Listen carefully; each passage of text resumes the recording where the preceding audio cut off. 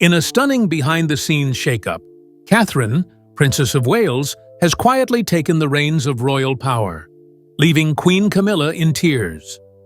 Palace insiders confirm that Kate now oversees key ceremonial roles once reserved for Camilla, and even foreign dignitaries now request Catherine by name.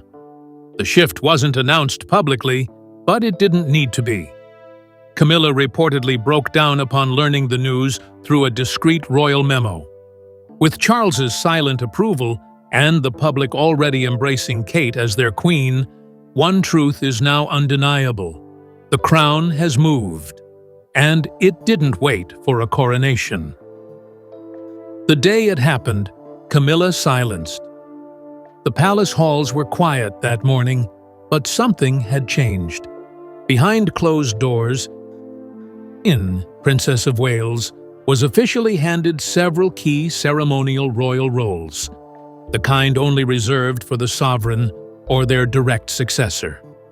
The shift wasn't announced publicly, but inside the palace, everyone felt it. Catherine wasn't just stepping up, she was stepping in. Queen Camilla, long holding her space beside King Charles, reportedly learned of the final decision through a private royal memo. A brief but powerful notice circulated among top royal aides. The message was clear. The day-to-day functions once handled by Camilla were now to be led by Catherine. And in one swift internal move, the queen consort's role became symbolic only. No revocation, no drama, just a quiet recentering of power around Kate. From that moment, she wasn't just the Princess of Wales. She became queen in practice. Palace staff noticed the shift almost immediately. Camilla, usually visible in morning meetings and senior briefings, withdrew without explanation. Events that were once hers quietly vanished from the calendar. Behind the scenes, whispers started to grow louder. Camilla reportedly broke down in tears upon reading the memo. A longtime aide said she was devastated, not just by the change itself, but by the silence that surrounded it. No warning, no conversation, just a decision made and sent. She canceled her upcoming appearance at a charity event that evening. Her team offered a vague excuse, family matters, but insiders knew. Camilla had been sidelined, and in her place, Catherine stood taller than ever. The woman once seen as the supportive royal wife had become the central figure in the monarchy's present, and very likely, its future. The change wasn't ceremonial, it was seismic. King Charles signs the order and changes everything. It had been in the works for weeks, possibly months. But few thought he'd actually go through with it. Then, one afternoon, in a quiet corner of Windsor, King Charles signed the document that changed everything. A transition order, internally approved and legally binding, officially empowering Catherine to assume core royal duties previously shared with or held by Camilla. It wasn't a public spectacle. There were no photos, no formal announcements, but to those watching from inside, it was a coronation without a crown. According to palace insiders, Charles made the decision quietly, but deliberately. His health, while not officially disclosed, had become an increasing concern in recent months. Advisors had begun urging him to prepare for a more active succession strategy. But this was different. It wasn't just about planning for the future, it was about shaping it. One senior courtier said, "Charles signed that paper not just as a father-in-law, but as a monarch making a final call. He believes Kate represents the monarchy's survival." And it wasn't just his belief. The document itself reportedly reflected a sentiment many had long felt, but never voiced. Catherine had earned the crown, not by blood, but by merit. It's also believed that this quiet shift honored something deeper, a wish left unfinished by the late Queen Elizabeth herself. During her final years, Elizabeth had reportedly spoken of Catherine's quiet strength and stability. Now, Charles was honoring that vision. He didn't revoke Camilla's title. He didn't need to. The message was already clear in the corridors of power. Catherine now stood at the center. Camilla's name was no longer at the top of the internal protocol memos. Catherine's was. And just like that, without cameras or ceremony, the monarchy changed shape. The power struggle behind closed doors. The shift in power didn't happen without resistance. Camilla's camp pushed back, and hard. For months, tensions had been growing behind the scenes. Senior aides, who once reported to Camilla, began slowly shifting their loyalty elsewhere. Key briefings started excluding her. Scheduling conversations that once involved both Queen Consort and Princess of Wales now included only Twet. It wasn't immediate, but it was obvious. Camilla noticed. Her team noticed. And yet, no one spoke it out loud. The palace doesn't do confrontation. It does silence. Camilla's calendar, once packed with events and engagements, began to thin out. Quiet cancellations, fewer invitations, fewer appearances. Behind her back, one senior aide reportedly referred to it as a quiet dethroning. The message wasn't declared, it was lived. Sources say Camilla attempted to raise concerns with Charles, but he remained neutral, at least in public. Privately, however, his actions told a different story. His quiet approval of Kate's increased presence, his lack of resistance to the transition document, his absence from any conversation supporting Camilla's role. It all added up. Charles didn't argue. He simply allowed the new order to unfold. And within that silence, Camilla felt abandoned. Once a central figure, she now found herself gradually pushed aside. Not by scandal, not by failure, but by something far more unstoppable. Kate's quiet, commanding rise. The palace never made a statement. But inside those historic halls, the crown had already shifted hands without a word. Kate's steady rise to royal power. While Camilla stepped back, Catherine stepped forward, not loudly, not dramatically, but with the quiet strength that had defined her journey all along. The transformation wasn't sudden, but it was unmistakable. In just months, Kate went from royal consort to strategic leader. Palace insiders say she began attending high-level briefings once reserved for Charles and Camilla. Weekly sessions with advisors became routine, as Catherine took on the kind of behind-the-scenes work that shapes the future of the monarchy. Not just the headlines. And people noticed. Engagements that once fell under Camilla's responsibilities were now handled by Kate, and with ease. She began leading diplomatic conversations, forging strong relationships with military leaders, Commonwealth representatives, and mental health organizations.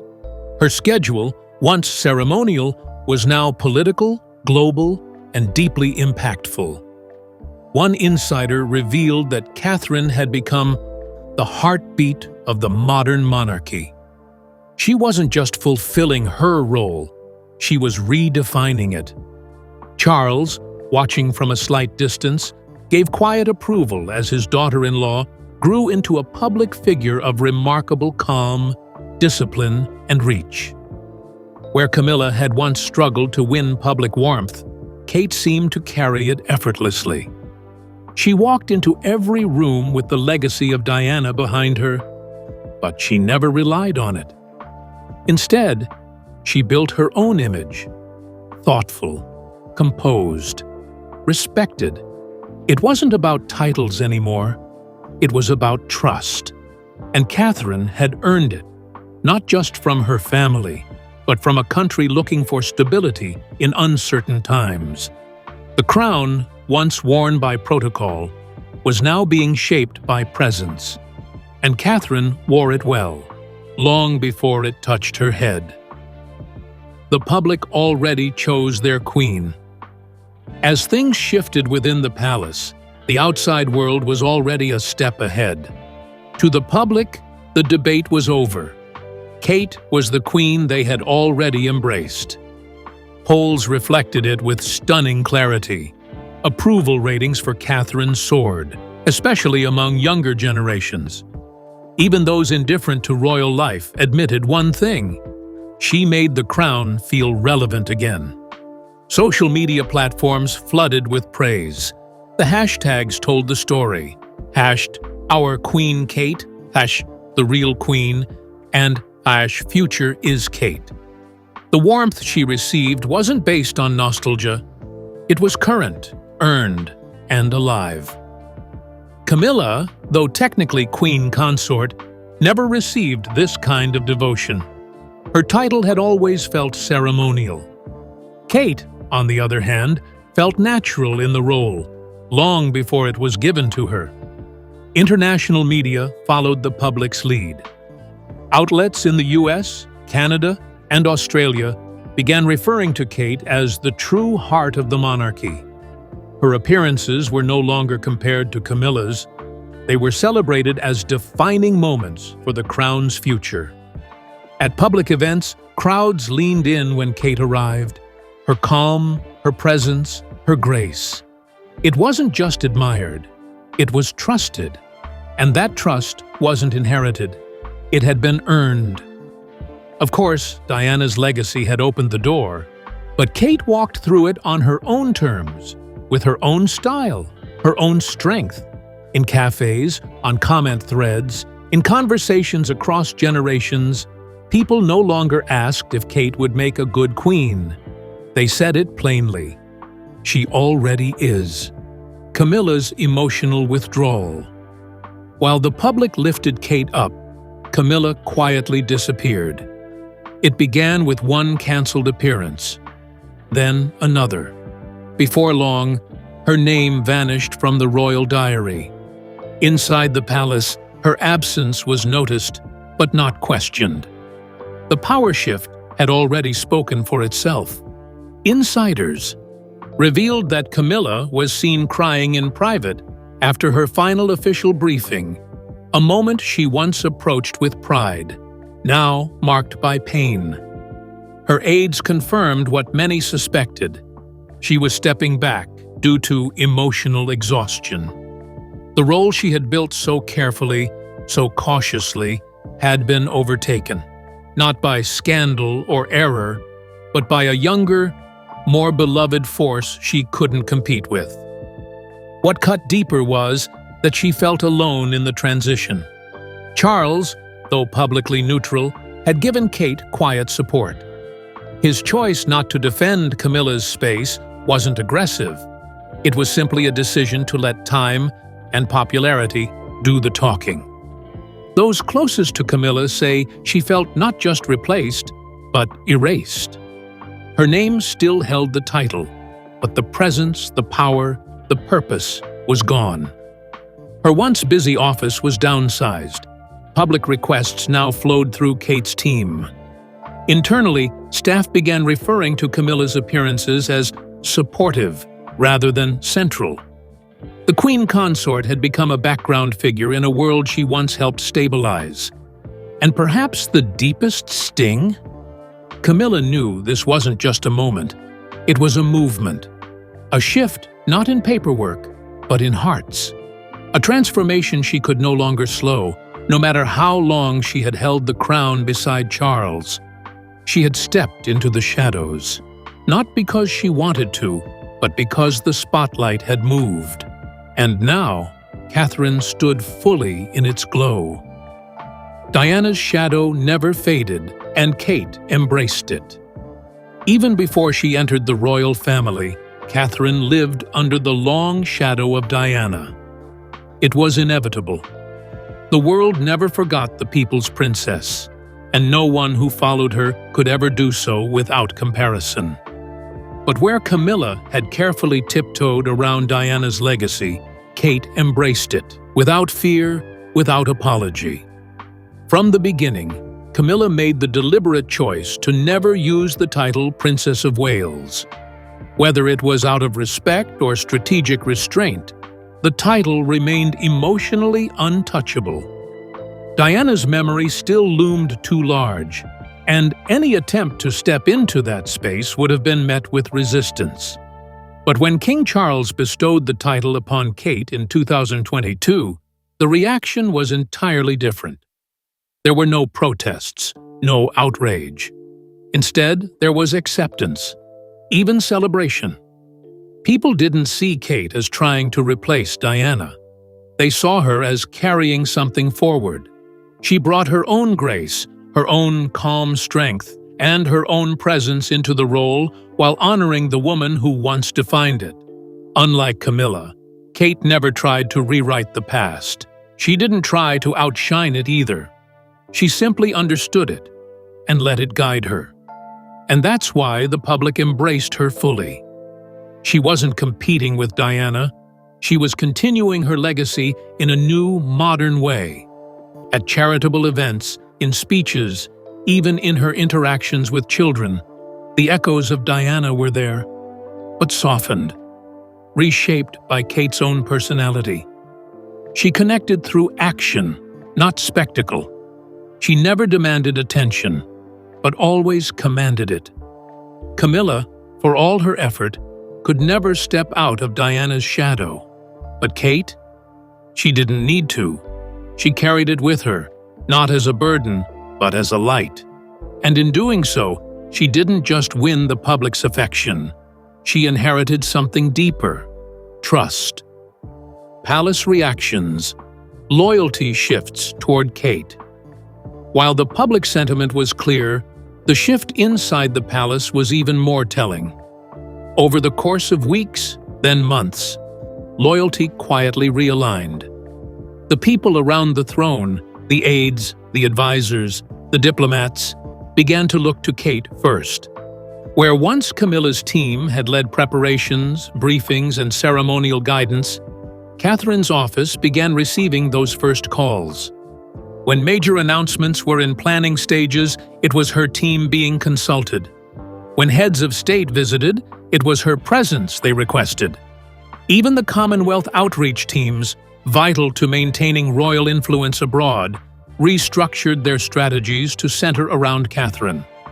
Her growing international respect had made her not just a figurehead, but a diplomatic force.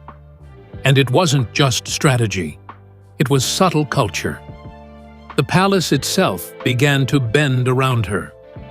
More staff began requesting transfers to her team.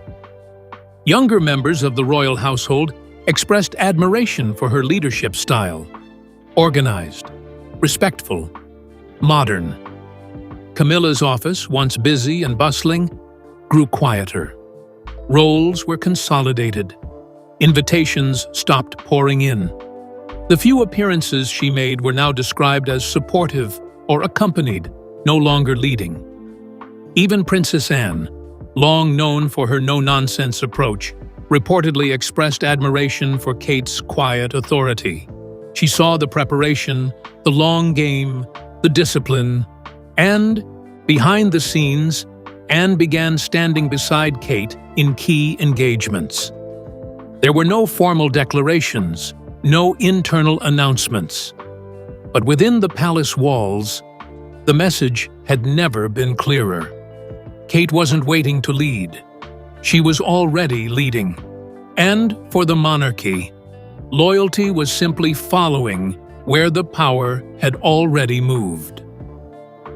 Charles's legacy move: a modern queen for a new era. To the public eye, King Charles appeared silent during the gradual but undeniable shift in royal power. He issued no speeches, made no televised declarations, and remained politely neutral at every joint appearance.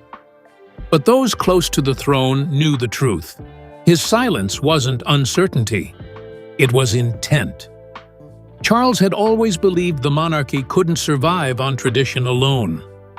Since long before his reign began, he had envisioned a slimmer monarchy, leaner, sharper, emotionally intelligent, a family institution not just focused on ceremony, but connection, not just authority, but relevance. And in Catherine, he saw all of it come to life. She wasn't just the Princess of Wales. She was the embodiment of everything he believed the monarchy could and must become. Graceful without being flashy. Relatable without losing dignity. She moved through the world as a modern royal, measured, mindful, and unshakably calm. Camilla had been by his side for decades, loyal, steady, unquestionably supportive. But public affection for her had always remained at arm's length. The warmth she received was earned through patience, but it never truly became deep-rooted. With Kate, it was different. The public didn't just approve of her, they gravitated to her. They trusted her, and Charles saw it, clearly. He didn't need applause or polling data to understand it.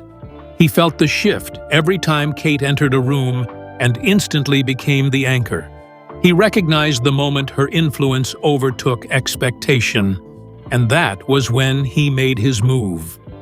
When Charles quietly signed the Internal Transition Order, the document that transferred key ceremonial and strategic duties to Catherine, he didn't just make a logistical decision. He set a precedent, a generational shift without drama, a handing over of power without spectacle. In doing so, Charles did what few monarchs before him had done. He stepped back with purpose. With his health now under careful monitoring, Charles knew his time as active monarch might be shorter than he once imagined. And unlike the long, patient wait he endured under Queen Elizabeth, he didn't want his successor to be held back by tradition.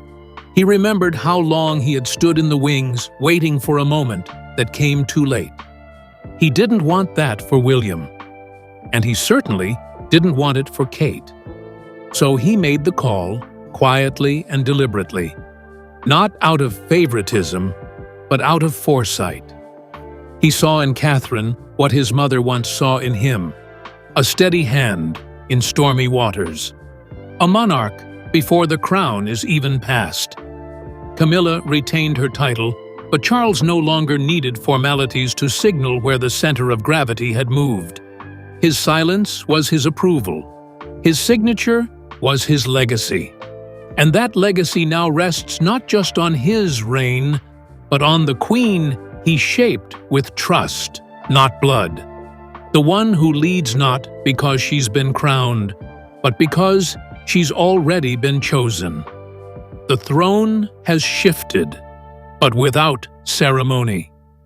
There were no golden thrones, no velvet robes, no sparkling tiaras under cathedral arches, no formal vows, no televised coronation watched by millions. And yet, somehow, the throne had shifted. Not with noise, but with certainty. Not with ceremony, but with clarity. Catherine didn't need a scepter in hand or a crown placed on her head to step into the role that had quietly become hers. She had already begun leading state briefings, sitting in on international strategy sessions, and guiding the royal family's internal policies with composure and control. One by one, the responsibilities of royalty, the real ones, the quiet ones, found their way to her hands, and no one stopped it. Every major event within the monarchy now bore Kate's fingerprints. Whether it was a global diplomatic summit, a mental health conference, or a strategic meeting with Commonwealth representatives, she was at the center. She hadn't asked for power, she had earned it. Inside royal circles, her name was now spoken first. Her office received the initial drafts. Her calendar was the template around which others were scheduled. She had entered the space once occupied by monarchs, not by force, but by trust.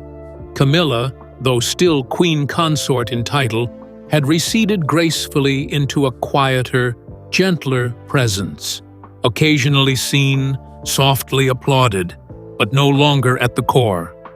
She had shifted into the background, supportive, ceremonial, familiar, but not essential. Much like Prince Philip once stood beside Queen Elizabeth, Camilla now played a similar role, but with one key difference. The public warmth wasn't quite there. She was respected but not revered, known but not embraced. And while the palace never issued a formal statement and no royal decree was read aloud to the nation, the British public knew what was happening. They didn't need permission to see it. Kate wasn't just the future of the monarchy. She had become its present. Royal branding told the truth, even if tradition did not. Official portraits began to feature William and Catherine front and center, often without Camilla or even Charles. Speeches delivered abroad now began with the Prince and Princess of Wales, not the reigning monarch. International dignitaries sent letters to her office first. Her presence was the one requested, her name the one remembered, and most importantly, her image, the composed strength, the calm in the storm, became the face of a monarchy entering a new chapter. There were no trumpets, no gold-embossed declarations, no ancient rituals. But it didn't matter, because the people had already decided. The crown didn't need to be placed on her head for them to know it fit. Kate wasn't waiting to be queen. She already was, and the world, finally, had caught up. As Queen Camilla quietly fades into the background, Catherine rises with grace and purpose. Unofficial, but unstoppable. No ceremony, no headlines, just a silent transfer of power already accepted by the people. The crown may still rest with Charles, but the future wears Kate's name, and it's already arrived.